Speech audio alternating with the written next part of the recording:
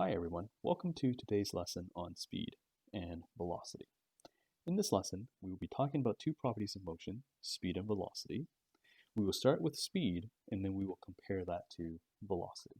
Speed is usually represented by the variable v, and it's defined as distance over time, or how fast distance changes.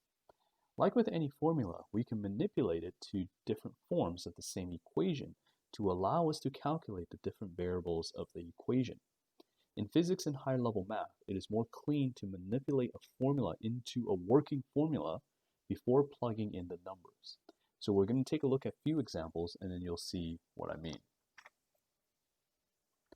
For example, if an Audi R8, so this is a car, travels 525 kilometers in 3 hours, what was the speed of the R8? And so we're going to ignore sig figs for now. So we will start our solution by first defining the formula that we're going to use.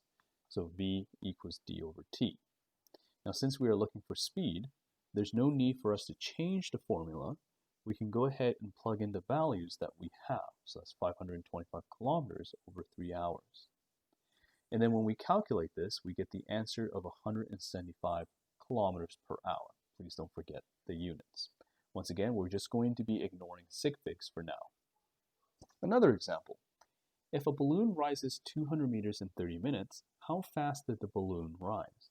Once again, we start with the formula that we will be using. It is perfectly fine as we're looking for speed. So now we can just plug in the values in, 200 meters over 30 minutes. Once again, we calculate it and we're going to get 6.7 meters per minute. Another example here, on the way to Sentinel, James drives his car 300 meters in 5 minutes. How fast was he driving in meters per minute? Same thing, we're going to start with the formula, double check it, it is in the right format, plug the values in, calculate it, and we get 70 meters per minute. Okay, so the math part so far is very straightforward.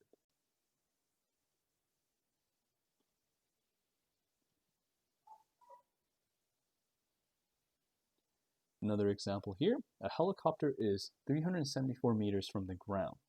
It descends in 7 minutes. How fast is it descending in kilometers per hour?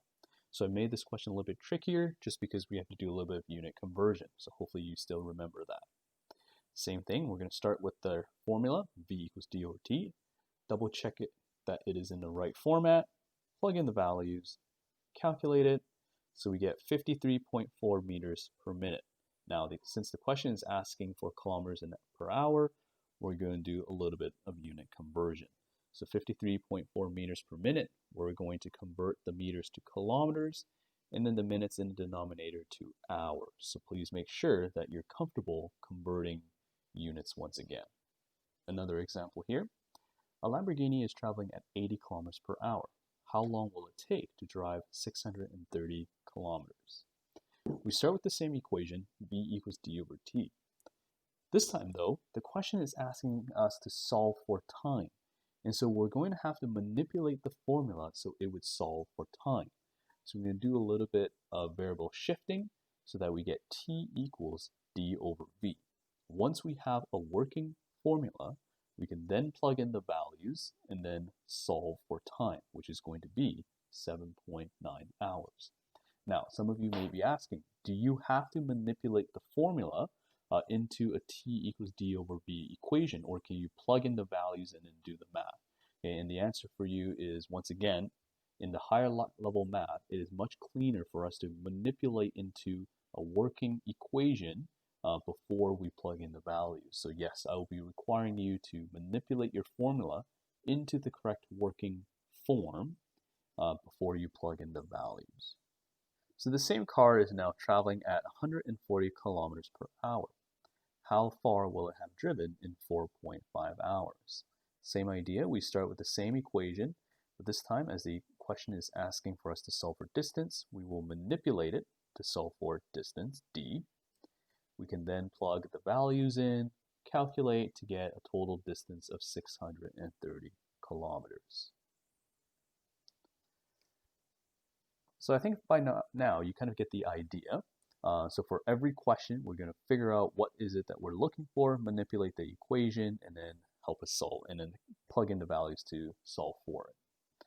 So in this example, the Batmobile is traveling at 125 kilometers per hour. How long, in minutes, will it take for Batman to drive to Batgirl if they live 3 kilometers apart? So V equals D over T. Manipulate it. We're looking for how long in minutes. Okay, so T equals D over V. We plug in the values and solve for it, and we get a time of 0.024 hours.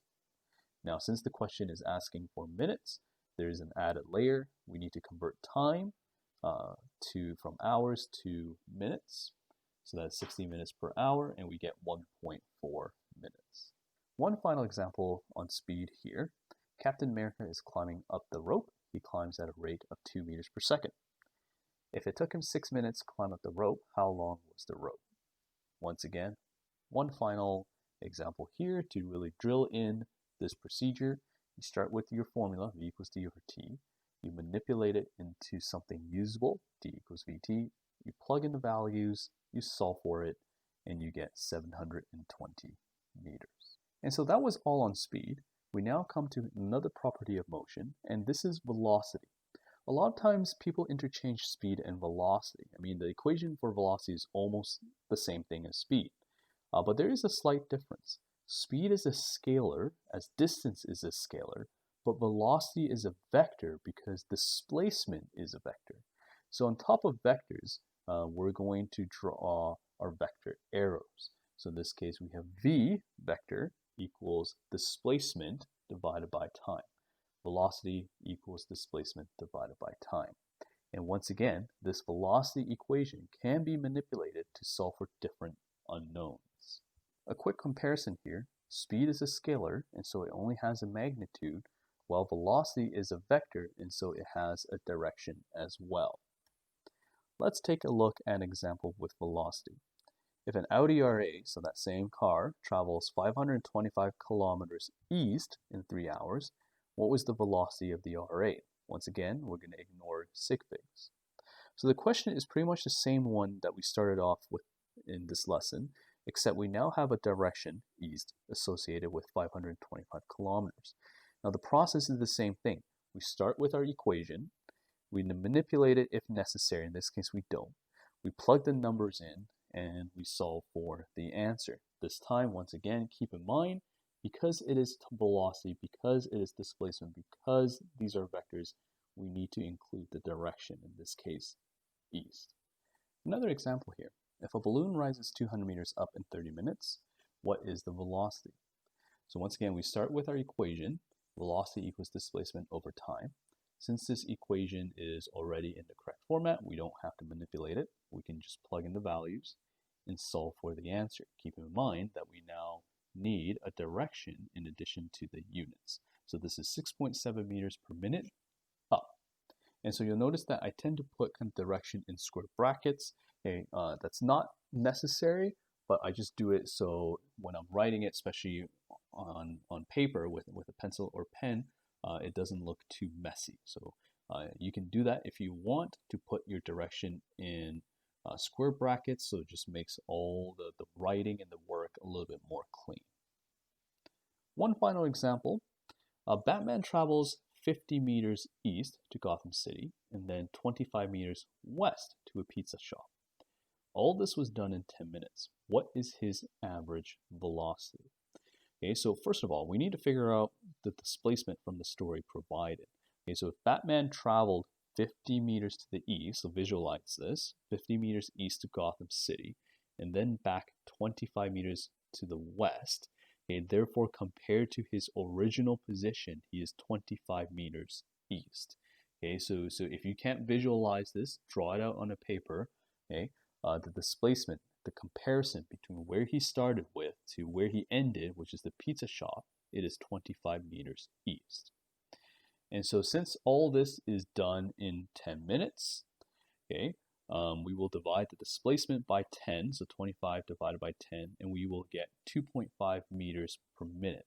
Once again, because the displacement is east, the direction for velocity is going to be east. And don't forget to include the units as well. Now, I alluded to this earlier in the previous lesson that velocity can be represented not only by an equation, b equals d over t, but it can also be represented as the slope of a line on a position versus time graph. So let's take a look at the following graph. The graph is comparing position to time passed. Right? We have position on the y-axis and we have time on the x-axis. So to solve for A, what is jogger A's velocity? Let's take a look. So jogger A in 5 seconds traveled 20 meters forward. So in other words, the velocity is going to be 20 meters forward divided by 5. So that's 4 meters per second forwards. Jogger B's velocity, jogger B, okay, so in 8 seconds, jogger B traveled 16 meters. So that's 16 divided by 8, or 2 meters per second forward. So C goes, which jogger has the steeper slope? Okay, so from this we can clearly see that jogger A has the steeper slope, and so that means that jogger A is running faster. E, why does the slope represent velocity and not speed? Okay, so the reason why this represents velocity is because there's a direction associated with the magnitude, right? This is position, which is meters with a direction forward. Okay, if this was distance with no direction, then this slope would represent speed. So be a little bit careful. If you ever see direction included, that means we're talking about vectors. So in this case, this would be velocity.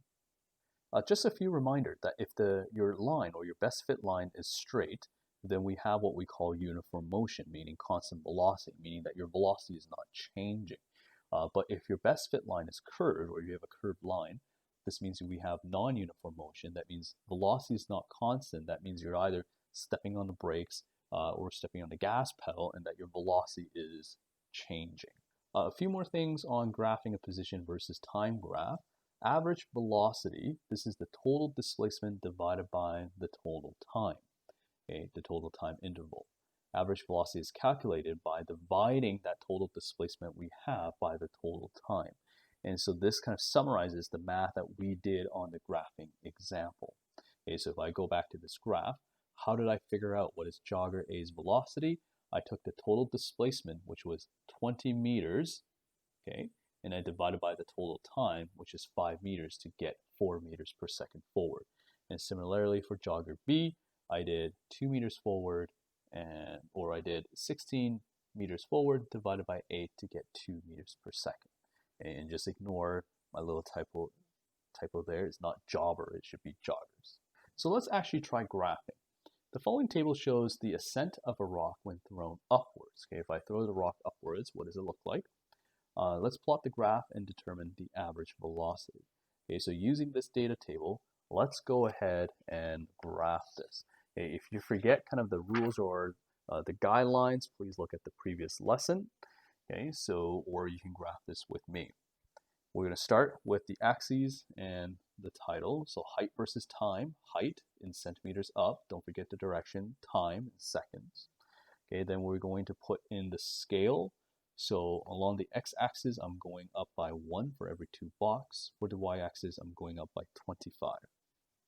We're going to plot in our values. Okay, now here's the key thing. When I plot these values in, this does not look like a straight line. This looks like a curved line. So if it's not a straight line, don't force this to be a straight line.